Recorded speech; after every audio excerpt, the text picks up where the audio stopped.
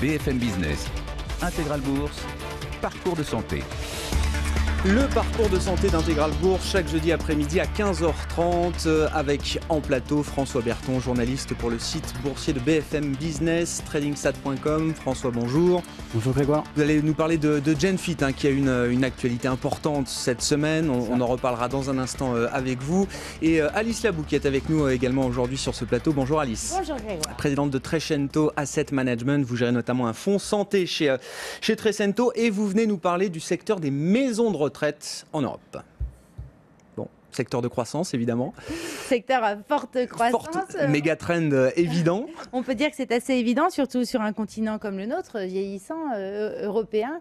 On estime à peu près à 3% l'augmentation des personnes de plus de 85 ans jusqu'à 2030. Donc ça crée évidemment un appel d'air assez important pour toute l'industrie des maisons de retraite. Avec évidemment des sujets divers. Alors si on parle des sociétés qui sont cotées en bourse, c'est vrai qu'il n'y en a pas tant que ça en Europe. Chez nous, on a notre fameuse société Orpea, on a Korian Medica, donc Korian qui a fusionné avec Medica, qui a une grosse actualité dont on peut volontiers parler aujourd'hui. Le sujet, c'est qu'en fait, en France particulièrement, il y a de moins en moins de possibilités. Alors, il n'y a pas de numerus clausus, mais disons qu'il y a de moins en moins de possibilités de créer du jour au lendemain une maison de retraite. Donc, la croissance se fait plutôt par petites acquisitions au fur et à mesure, et on le voit à la fois pour Orpea et pour Korian Medica. C'est leur manière de grandir en France. Et puis ensuite, à l'international, et surtout dans les pays types limitrophes, donc l'Allemagne, la Belgique, l'Espagne, l'Italie, on va aller acheter à nouveau des petits groupes existants pour pouvoir grandir. Certains s'attaquent au marché chinois, on en a longuement parlé sur ce plateau. Alors ça a valeur de test pour Orpea, parce que c'est un établissement, ce sont les pionniers sur ce marché chinois, mais c'est pas encore ce qui fait évidemment leur croissance aujourd'hui. Ce sont les pionniers, et au point même qu'un mot a été inventé pour dire maison de retraite, parce que ça n'existait pas en chinois, donc c'est plutôt intéressant. Donc ils sont en train de faire le premier test avec évidemment toutes les difficultés de création comme ça d'un secteur d'activité qu'ils rencontrent, mais néanmoins on voit que ils cherchent comme ça des débouchés sur un pays comme on le sait et avec un gros problème de pyramide des âges qui est la Chine. Alors ils ont décidé récemment d'avoir le droit de faire un deuxième enfant, tant mieux, parce que ça va peut-être améliorer. Ça changera pas forcément le problème à court terme, oui. À court terme, ça change absolument rien. Donc Orpea va chercher vers la Chine, et puis Korian Medica va plutôt chercher sur l'Amérique latine. C'était un des grands enjeux. On va voir ce que ça va donner, mais effectivement, ils commencent un peu à poser quelques graines ailleurs que chez nous, parce qu'on est quand même sur un marché en Europe qui commence à être relativement mature. Sur le spécifique Korian, là, effectivement, alors il y a deux nouvelles coup sur coup. Il y a eu l'acquisition de Casa en Allemagne. On va en redire un mot, mais la news du jour, c'est quand même le départ du directeur général Yann Colléou, dont on comprend qu'à l'unanimité, le Conseil a décidé de s'en séparer, remplacé par Sophie Boissard, donc qui est une ex-SNCF Immobilier qui prendra le poste de directrice générale le 26 janvier. Le marché aime jamais comme ça un départ surprise, inattendu, alors qu'on venait de signer une acquisition en Allemagne, que Yann Colléou était plutôt un patron respecté justement sur sa stratégie et sur l'exécution de sa stratégie. Qu'est-ce qui a pu se passer là, Alice ? Alors aujourd'hui, mes réponses ne peuvent être un peu que pure spéculation, bien parce sûr. qu'évidemment je suis pas dans la société. Donc, et la seule communication financière, véritable qu'il y ait eu, c'est ce matin une conférence call donc du président de Korian qui a tenté d'expliquer, mais qui n'a pas donné non plus. Qui n'a pas été très clair. D'explication.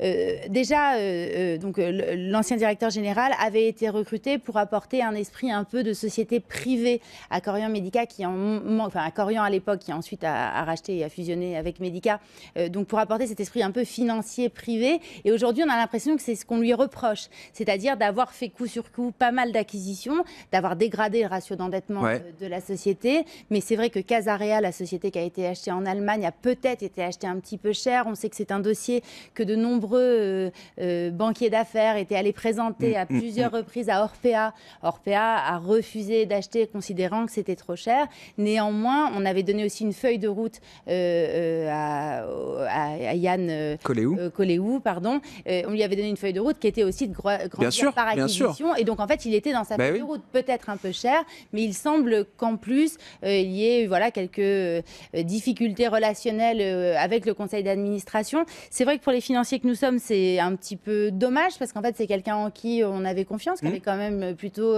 qui était vraiment apprécié du marché et qui, je crois, avait quand même mené une stratégie forte. Il ne faut pas oublier qu'il était là, il est arrivé en 2012, donc il était tout à fait en plein cœur de l'opération de rachat de Medica, qui date de décembre 2013 et puis qui a été vraiment finalisée en mars 2014. Donc, là, ce qui fait baisser aussi le titre, c'est le fait que le président a laissé sous-entendre que, compte tenu de la dégradation de l'endettement de la société, ils allaient peut-être faire une augmentation de capital. Et là, ça fait un peu beaucoup. Bon, les valeurs préférées pour vous dans ce secteur. Alors en France, il y en a 3 grands maintenant, après le rapprochement Corian-Medica, Corian, Orpea et puis le Noblage, qui est beaucoup plus petit en termes de taille. Voilà, qui est bien aussi, mais qui malheureusement, le Noblage, ayant une capitalisation plus faible, en fait, il n'y a pas assez de volume sur cette société. Et malheureusement, pour les fonds d'investissement, c'est très dur en fait d'entrer, de prendre des participations dans ces sociétés. Sur l'arbitrage Orpea, Corian-Medica, juste 2-3 petites remarques. Orpea de meilleure marge, on sait. 2, pourquoi elle a de meilleure marge, notamment, c'est parce qu'en fait Orpea a une stratégie de détention de l'immobilier, donc des murs, qui dans un contexte de taux bas est très très relutif et intéressant, puisqu'en fait ça coûte, le coût de l'argent est entre 2 et 3%, là où la stratégie de Corian-Medica c'est de la location, donc c'est ce qu'on dit asset light, alors excusez-moi de parler en anglais, mais c'est de la location, ça peut paraître bien à certains moments, mais à d'autres comme maintenant, finalement c'est plutôt défavorable parce que ça leur coûte plutôt 4 ou 5% la location, là où Orpea, d'acheter les murs, ça leur coûte entre 2 et 3%. Donc on voit cet écart assez important qui s'opère sur les marges. Et puis Orpea reste une société qui pour l'instant n'a pas déçu. Non. Et ça, alors ça ne veut pas dire que ça ne viendra pas, parce que tout est possible, c'est le principe des entreprises, elles avancent, et puis bon, il peut arriver qu'il y ait des sujets, et il ne faut pas non plus être trop sévère avec les dirigeants, parce qu'ils font souvent ce qu'ils peuvent pour maintenir le bateau à flot et du mieux possible. Néanmoins, c'est vrai qu'Orpea reste vraiment le best in class, et donc si vous me posez la question, nous, on a du Orpea, on le garde.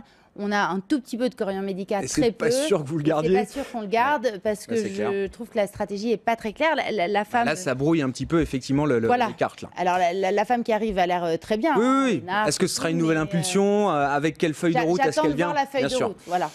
Bon, tout autre sujet, Genfit, donc avec vous François Berton. Alors Genfit, évidemment, biotech très connue de la bourse de Paris, qui fait beaucoup parler, qui s'attaque à une maladie qu'on appelle la NASH, la cirrhose non alcoolique, on va appeler ça une des grandes maladies de la malbouffe, pour dire les choses simplement. Ils lancent une phase 3 sur leur candidat médicament vedette. Ça a été annoncé il y a quelques jours. Qu'est-ce qu'on sait précisément là de cette phase 3, François ? Alors, qu'est-ce qu'on sait ? La phase 3, c'était vraiment très attendu pour Genfit. Juste un rappel, la NASH, en fait, c'est une maladie du foie. Et c'est très important, par rapport à la news qui a été annoncée, de rappeler quelles sont les composantes de cette maladie, ce qui la caractérise. Donc, c'est une maladie du foie caractérisée par ce qu'on appelle la stéatose. En fait, c'est le foie gras. Le ballooning, c'est le ballonnement des cellules du foie. Et puis, l'inflammation. Et puis, en dehors de ces 3 composantes, on va avoir souvent associé à la maladie de la fibrose. Ouais. Et au-delà de la news elle-même, c'est-à-dire du lancement de la phase 3 qui a été faite, ce qui était important de savoir, c'était quel était le design de l'étude en question, validée par la FDA, l'autorité de santé américaine.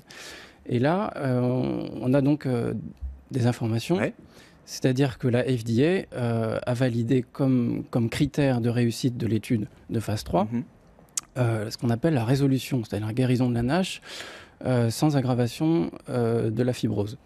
Et si on va un tout petit peu plus loin, et on s'arrête là dans les choses un peu compliquées, en fait, elle va exiger, comme pour autoriser le produit à être commercialisé, elle va exiger, la FDA, que le ballooning tombe à 0 et que l'inflammation disparaisse quasiment. Et au regard des études, on ne va pas revenir sur les études précédentes de Genfit qui avaient déjà fait beaucoup parler, mais est-ce que ces critères validés par la FDA, c'est une bonne nouvelle? Est-ce qu'ils sont atteignables? Bon, l'étude le dira, évidemment, c'est l'objectif, mais est-ce que c'est une bonne nouvelle en soi, là, ce design, comme vous dites, de la phase 3? Oui, design, ça veut dire conception, conception de l'étude. Est-ce que c'est une bonne nouvelle? C'est la question. Que vous avez posée à Jean-François Mounet, notamment, le patron de Genfit. Vous l'avez interviewé il y a 2 jours. Qu'est-ce qu'il en pense, lui? Alors pour lui, c'est une bonne nouvelle, puisqu'en fait, finalement, cette résolution de la NASH sans aggravation de la fibrose, c'était, grosso modo, le design de l'étude de phase 2B menée par Genfit. Donc pour lui, ça correspond à ce qu'ils ont déjà fait précédemment, d'une certaine Voilà. Alors la petite nuance, il y a une petite nuance dans laquelle on ne va pas rentrer, mais en tout cas, pour lui, pour les dirigeants de Genfit, le critère de phase 3 qui a été retenu devrait, on est au conditionnel, augmenter, accroître sensiblement l'efficacité du produit. On devrait voir ça, mais c'est vraiment au conditionnel, évidemment, on n'a pas les résultats, et on saura ça dans, au plus tôt, 18 mois, avec des résultats intermédiaires dans 18 mois. Alors, dans cette bataille contre la NASH, là, cette maladie du foie, il y a deux grands acteurs. Enfin, il y a un Américain qui s'appelle Intercept et il y a GenFit. Et c'est vrai que les investisseurs, en tout cas les analystes qui suivent ce secteur des biotech et cette société GenFit française, voilà, il y a toujours ce match entre l'Américain Intercept et le Français GenFit. Là, au regard de ce qu'on sait du design de cette étude de phase 3, qu'est-ce que ça apporte, j'allais dire, dans la comparaison permanente qu'on fait entre GenFit et Intercept? Oui, c'est vraiment une comparaison permanente. D'ailleurs, ce qui peut nous attirer l'attention, déjà, c'est le fait que l'action GenFit de prime abord, elle a commencé à monter sur la nouvelle et elle a beaucoup rebaissé depuis. Et finalement, ça attire notre attention sur le fait que les capitalisations, les valorisations boursières des deux sociétés sont vraiment différentes. On a Intercept Pharmaceuticals, la biotech américaine, valorisée 4 milliards de dollars. Et GenFit valorisé 1 milliard d'euros. C'est beaucoup moins, ceci dit, c'est beaucoup déjà, mais c'est beaucoup moins. Pourquoi une telle différence de perception entre les deux sociétés? On va déjà comparer tout simplement les critères retenus pour la phase 3 d'Intercept avec ceux de GenFit. Il y avait 2 critères retenus pour Intercept, le même que pour GenFit. C'est-à-dire la résolution de la NASH sans aggravation de la fibrose, et aussi, mais l'inverse aussi, c'est-à-dire l'amélioration de la fibrose sans aggravation de la NASH. Bon, bref, tout ça pour dire que c'est un petit peu à double tranchant, c'est-à-dire que c'est comme si les investisseurs, notamment américains, sentaient un potentiel supérieur dans le produit d'Intercept. C'est comme ça qu'on le perçoit, vu les valorisations. Maintenant, on va dire que le doute sur le produit d'Intercept, c'est sur la sécurité d'emploi du produit. Sur la safety. Et il y a même des informations en provenance du Japon qui diraient que des résultats pas très positifs, même sur l'efficacité. Et sinon, sur le produit de GenFit, il semblerait que la sécurité d'emploi soit vraiment bien meilleure, assurée. Mais il semblerait par contre que depuis les résultats de phase 2B publiés en mars dernier, on soit resté sur cette impression de flou par rapport à un biais statistique qui avait perturbé la lecture de cette étude. Donc en fait, on aura le résultat, on va dire qu'on aura le résultat des courses, on l'aura que dans 18 mois, après les résultats intermédiaires de phase 3. Merci beaucoup, merci à vous deux, François Berton, journaliste pour tradingsad.com, le site boursier de BFM, et Alice Labou qui est avec nous cette semaine dans ce parcours de santé, présidente de Trecento Asset Management.